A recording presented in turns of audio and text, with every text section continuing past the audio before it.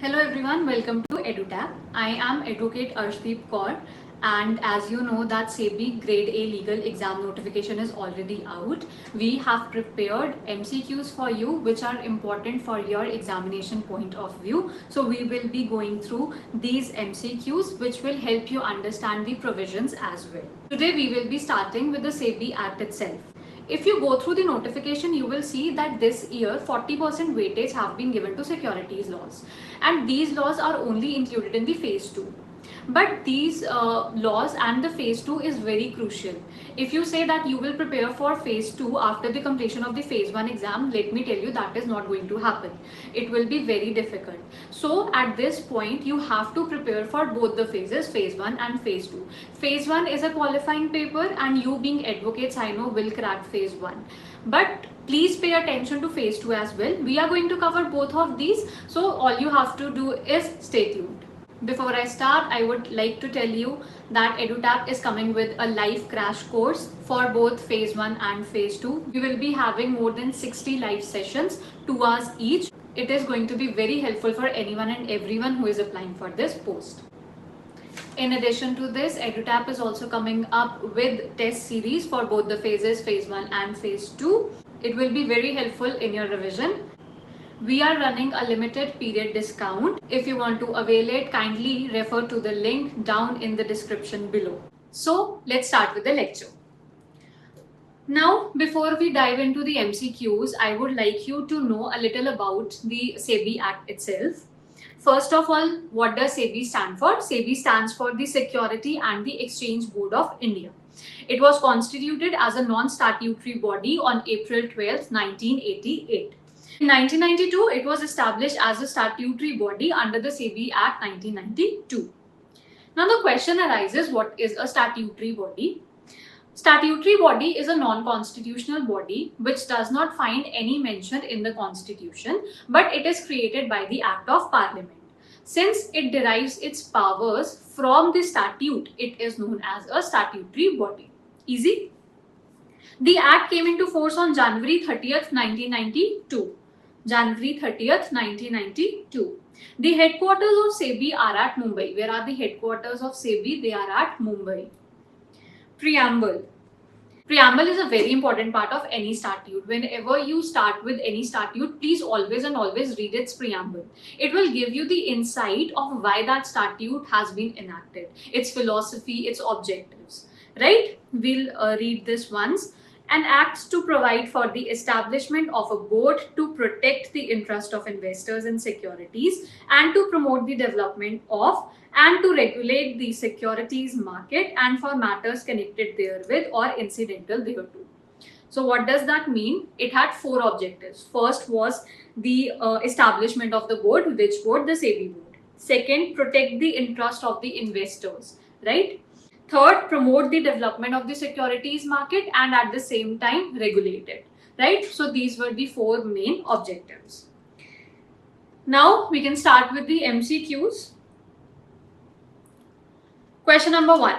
As per the SEBI Act 1992, the central government shall remove a SEBI board member from the office under which of the following scenarios? Member adjudicated as an insolvent. Member is unsound mind declared by the court. Member is convicted of an offence which in the opinion of the central government is morally wrong. Abused his position which is not in public interest, or all of the above. The answer is E, all of the above. All of these have to be considered. We'll read the explanation first. Section 6. The central government shall remove a member from office if he is or at any time has been adjudicated as an insolvent. So he has been adjudicated. That means he has been declared so by the court, right? Is of unsound mind and stands so declared by the competent court. So it is not enough that he is of unsound mind, plus he has also been declared so by a competent court, right? Third, has been convicted of an offence which in the opinion of the central government involves a moral turpitude. So he has been convicted. He is no longer an accused. He has been proven guilty. He has been proven guilty in an offence which the central government thinks is morally wrong. has, in the opinion of the central government, so abused his position as to render his continuation in office detrimental to public interest. He has abused his position which goes against the public interest, right? Provided that no member shall be removed under this clause unless he has been given a reasonable opportunity of being heard. He has to be given a reasonable opportunity of being heard. Unless that is not given, he cannot be removed. Provided that no member shall be removed under this clause unless he has been given a reasonable opportunity of being heard in the matter, right? So all of these options are correct. So the answer was option E, right? Understood? Section 6. Let's move on to question number 2. Consider the following statements regarding the management of SEBI board. Chairman of SEBI is appointed by Finance Minister. Chairman should have special knowledge or experience in any discipline which state government finds useful to the board. SEBI board comprises of total 7 members including the chairman. Section 1 of SEBI Act deals with the incorporation of board. Choose the incorrect option using the code given below. I'll tell you all of these are incorrect. We will straight away go to the correct options and then we'll see that what is the correct answer to each of these, right? The first one was that the chairman of SEBI is appointed by the finance minister. It's not. It is the central government. Let's read it. Section 4, clause 4. The chairman and the members referred to in clause A and D of subsection 1 shall be appointed by the central government, and the members referred to in clause B and C of that subsection shall be nominated by the central government and the Reserve Bank respectively. The chairman is appointed by the central government. Even other members are also nominated by the central government. Only one person who is a Reserve Bank official is going to be nominated by the Reserve Bank, else every member is appointed by the central government. So the chairman is appointed by who? The central government. There it was written finance minister, it was wrong, the central government, right? Second was chairman should have special knowledge or experience in any discipline which state government find useful to the board. Right, let's find out. Section 4, clause 5. The chairman and the other members referred to in clauses A and D of subsection 1 shall be the persons of ability, integrity and standing who have shown capacity in dealing with problems relating to securities market or have special knowledge or experience of law, finance, economics, accountancy, administration or in any other discipline which in the opinion of the central government shall be useful to the board. So in opinion of who? The central government, not the state government. It was also incorrect. Third, SEBI board comprises of total 7 members including the chairman. Let's find out. Section 4, clause 1. The board shall consist of members namely, first chairman, 1, 2 members from among the officials of the Ministry of the Central Government dealing with finance and administration of the Companies Act 1956. So 2 members plus 1, 3 members. 1 member from among the officials of the Reserve Bank, 3 plus 1, 4. 5 other members of whom at least 3 shall be whole-time members to be appointed by the central government. Okay, so 4 plus 5, 9 members. This is important. 9 members including the chairman. How many members are there? 9 members including the chairman, right? Last, Section 1 of SEBI Act deals with the incorporation of the board. This is incorrect. Section 3 deals with the incorporation of board, which were all incorrect. Right? It was answer was option D, all of the above. All of the above were incorrect. We had to take out the incorrect option. All of the above were incorrect. We have at the same time also seen what is the correct option. Right? Let's move on. As per Section 15F of SEBI Act 1992, which deals with the penalty for the defaults in case of stockbrokers, which of the following is correct about the penalties if it charges an amount of brokerage which is in excess of the brokerage specified in the regulation? I don't want you to go through these options. This is only going to confuse you. What we are going to do is we are going to read Section 15F. So Section 15F basically deals with the penalties in case of a stockbroker, right? It has 3 different circumstances, and under these 3 different circumstances, different penalties have been given, right? So we are going to go through one by one. First says fails to issue a contract note in the form and manner specified by the stock exchange of which such broker is a member. If he fails to issue the contract note in the manner prescribed, right? Then what will happen? What will be the penalty? He shall be liable to a penalty which shall not be less than 1 lakh rupees, but which may extend for which the contract note was required to be issued by the broker. It could be 1 lakh, matlab the minimum has to be 1 lakh, or it could extend to the amount of the contract note that he was supposed to issue, right? Either 1 lakh or the amount, but minimum 1 lakh has to be there. Minimum is 1 lakh. Fails to deliver any security or fails to make payment of the amount due to the investor in the manner within the period specified in the regulations. So in this case, what will happen to him? Shall be liable to a penalty which shall not be less than 1 lakh rupees, but which may extend to 1 lakh rupees for each day during which he sponsors or carries on any such collective investment schemes, including mutual funds, subject to a maximum of 1 crore rupees. So minimum is again same, 1 lakh rupees. Maximum, there is a maximum cap this time. Maximum could be 1 crore. It could go up to 1 lakh each day he has been making that default, right? So minimum is 1 lakh and the maximum is 1 crore. It cannot be more than 1 crore, right? Charges an amount of brokerage which is in excess of the brokerage specified in the regulation. Now this was the question. If he has charged brokerage fee more than he was supposed to, then what will happen to him? He shall be liable to a penalty which shall not be less than 1 lakh rupees, but which may extend to 5 times the amount of brokerage charged in excess of the specified brokerage, whichever is higher. Again, the minimum is 1 lakh rupees, but it could go higher. How higher? The amount he charged in excess, only the excess amount, that will be multiplied by 5. So that amount could be it or the 1 lakh, whichever is higher. It is written whichever is higher. If the 1 lakh is higher, then the 1 lakh, or if the 5 times amount of excess, only the excess is higher, the higher amount, right? So whichever is higher between both of them, that will be his penalty. Now we can go through the question once. So it's asking for that penalty. The C subsection, the answer is option number D. It shall not be less than 1 lakh rupees, but which may extend to 5 times the amount of brokerage charged in excess, whichever is higher. Understood? Which of the following section of SEBI Act 1992 deals with the penalties of insider trading? I hope everybody knows that what insider trading is. Insider trading as such has not been defined in the SEBI Act. It means the illegal practice of trading on stocks for their own advantage using confidential or the non-public material information, right?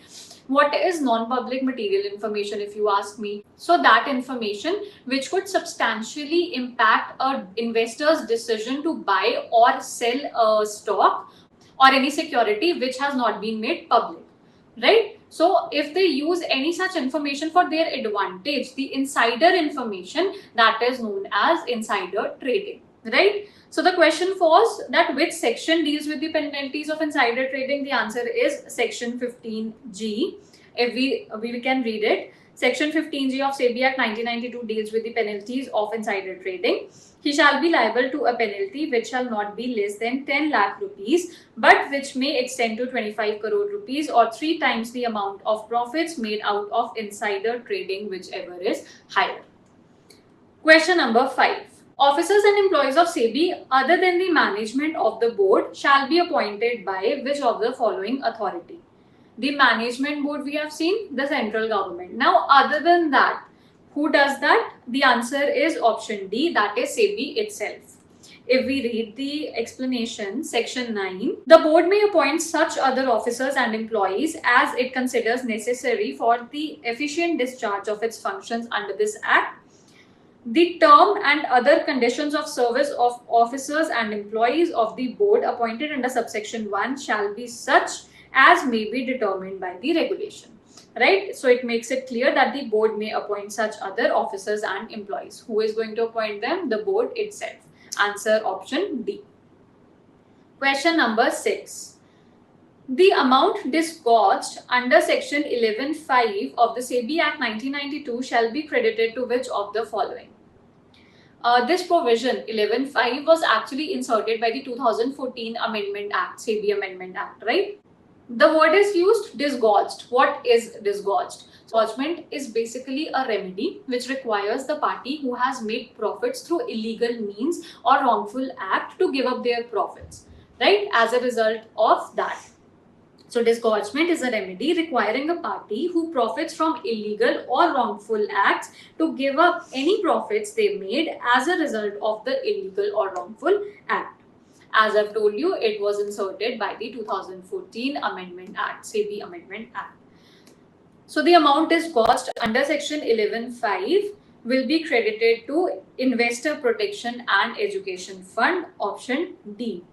As per Section 11.5 of the SEBI Act 1992, the amount disgorged pursuant to the direction issued under Section 11B of this Act or Section 12A of the Security Contract Act 1956 or Section 19 of the Depositories Act 1996 or under the settlement made under Section 15JB or Section 23JA of the Security Contract Regulation Act 1956 or Section 19A of the Depositories Act 1996, as the case may be, shall be credited to the Investor Protection and Education Fund established by the board, right? And such amounts shall be utilized by the board in accordance with the regulations made under this Act.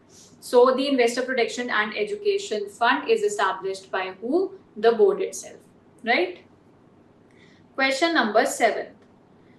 What factor is not to be taken into account while adjudicating the quantum of penalty as per Section 15J of the SEBI Act 1992? The amount of disproportionate gain or unfair advantage, wherever quantifiable, made as a result of default, the amount of loss caused to an investor or group of investors as a result of the default, the repetitive nature of the default, the intention of the violator, none of the above. The answer is D, the intention of the violator. It talks about the quantum of the penalty. Quantum of penalty comes in later on. It means that he has been proven guilty, he has been convicted, and now his quantum of penalty has to be decided. So which of these factors are not to be taken in account? The answer is the intention of the violator. Rest all of these options, they have to be kept in mind while deciding the quantum of the penalty. Let's read the explanation as per Section 15J. So which are the factors that have to be taken into account? They are the amount of disproportionate gain or unfair advantage, wherever quantifiable, made as a result of the default, the amount of loss caused to an investor or group of investors as the result of the default, the repetitive nature of the default. What is not to be taken into account? The intention of the violator. So the answer was option D. Right? Question number 8. Every bench of SAT constituted under Section 15L of SEBI Act 1992 shall include at least. What is SAT? Securities Appellate Tribunal. So this Securities Appellate Tribunal will at least have one judicial member and one technical member. The answer is option D. Let's just read it. The Securities Appellate Tribunal shall consist of a presiding officer and such number of judicial members and technical members as the central government may determine by notification to exercise the powers and discharge the functions conferred on the Securities Appellate Tribunal under this Act or any other law for the time being in force. Subject to the provisions of this Act, the jurisdiction of the Securities Appellate Tribunal may be exercised by the benches thereof. A bench may be constituted by the presiding officer. This is the answer. A bench may be constituted by the presiding officer of the Securities Appellate Tribunal with two or more judicial or technical members as he may deem fit, provided that every bench constituted shall include at least one judicial member and one technical member. Right? Let's just read the entire section. The benches of the Securities Appellate Tribunal shall ordinarily sit in Mumbai and may also sit at such other places as the central government may, in constitution with the presiding officer, notify. Notwithstanding anything contained in subsection 2, the presiding officer may transfer a judicial member or a technical member of the Securities Appellate Tribunal from one bench to another. So who can transfer any judicial or technical member from one bench to another? It is the presiding officer, right? Question number 9. Who has the power to issue directions to SEBI as per section 16 of the SEBI Act 1992? So the answer is central government. Option number B. Section 16 of the SEBI Act 1992, power of the central government to issue directions. Without prejudice to the foregoing provisions of this Act or the Depositories Act 1996, the board shall, in exercise of its power or the performances of its functions under this Act, be bound by such directions on questions of policy as the central government may give in writing to it from time to time,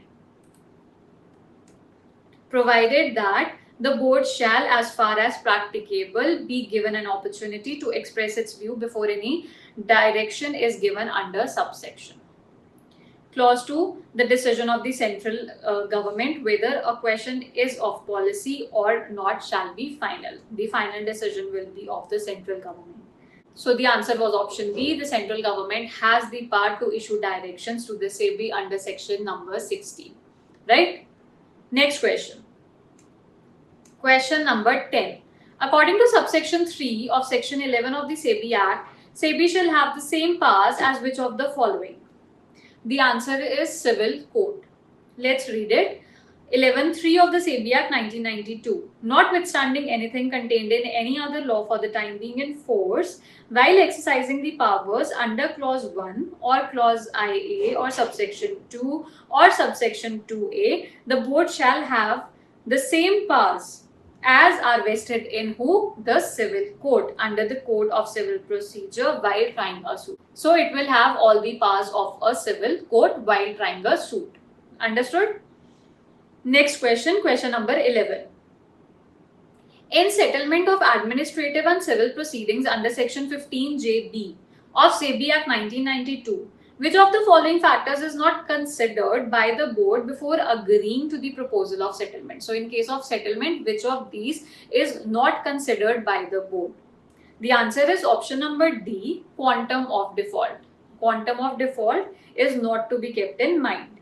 Notwithstanding anything contained in any other law for the time being in force, any person may file an application in writing to the board.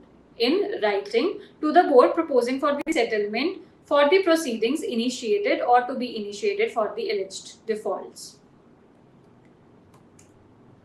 Clause 2. The board may, after taking into consideration the nature, gravity and impact of the defaults. So these are the factors which have to be taken in mind. Which are these? The nature, gravity and the impact of the default.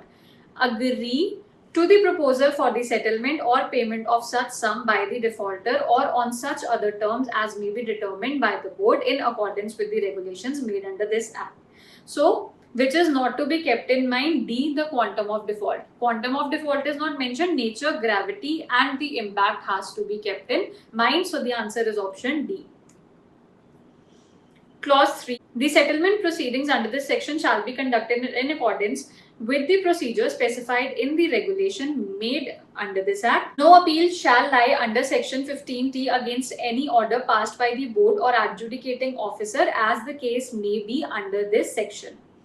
All settlement amounts excluding, this one is important, all settlement amounts excluding the disgorgement amount and the legal cost. All the amounts, all the settlement amounts excluding what? The disgorgement and the legal cost.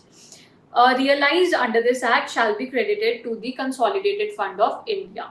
So all the settlement amounts go into the Consolidated Fund of India excluding the disgorgement amount and the legal fee.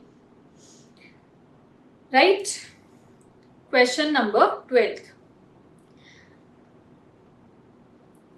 As per section 5 of SEBI Act 1992, central government shall have the right to terminate the services of the chairman or a member appointed at any time before the expiry of the period prescribed by giving him a notice of what period? The answer is option B, not less than 3 months in writing or 3 months salary and allowances in lieu of that. Either the 3 months notice period or the 3 months salary in lieu of it. Right? Let's read it. Clause 1. The term of office and other conditions of service of the chairman and the members referred to in clause D of subsection 1 of section 4 shall be such as may be prescribed. Subsection 2. Notwithstanding anything contained in subsection 1, the central government shall have the right to terminate the services of the chairman or a member appointed under clause D of subsection 1 of section 4 at any time before the expiry of a period prescribed under subsection 1 by giving him a notice of not less than 3 months in writing or 3 months salary and allowances in lieu thereof. Right? This is the answer, 3 months. Also, and the chairman or a member, as the case may be, shall also have the right to relinquish. This means to give up. So he will have the right to give up his office at any time before the expiry of the period prescribed under subsection 1 by giving to the central government notice of not less than 3 months in writing. He also has to give the notice of what period? 3 months period.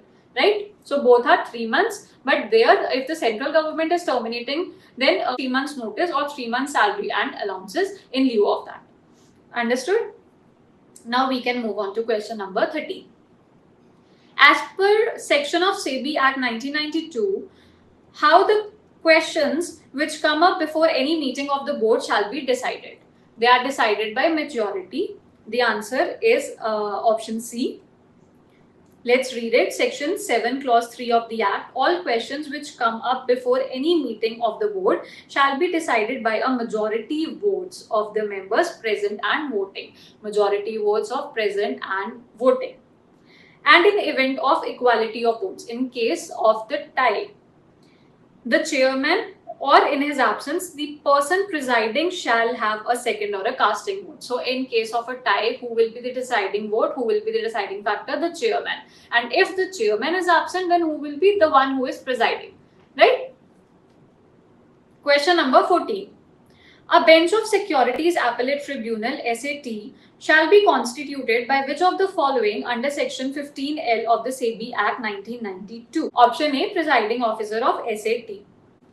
As per section 15L2B, a bench may be constituted by a presiding officer of the Securities Appellate Tribunal with 2 or more judicial technical members as he may deem fit, and it is constituted by who? The presiding officer. Last question, question number 15. As per section 7 of SEBI Act 1992, in the absence of the chairman, who shall preside over the board meetings? The answer is option number D. Members decide among themselves and choose someone among them to preside over the meetings. Let's read. The board shall meet at such time and place and shall observe such rules of the procedure in regard to the transaction of business at its meeting, including quorum at such meetings as may be provided by the regulations. The chairman, or if for any reason he is unable to attend a meeting of the board, any other member chosen by the members present from among themselves at the meeting shall preside the meeting. So if in case the chairman is not available or he is not present, then they will decide among themselves that who is going to preside over that meeting. Understood? Question for achievers. I'll read this question. All sum realized by way of penalties shall be credited to which of the following fund as per section 15JA of SEBI Act 1992? You have to find out the answer to this. I have actually mentioned the answer previously. If you have paid attention, you must know the answer to this. So comment down below the answer. It is very easy and we have done it. So thank you. This was all for today. I hope this session was helpful for you. For more such videos, please subscribe to the channel EduTap. Thank you.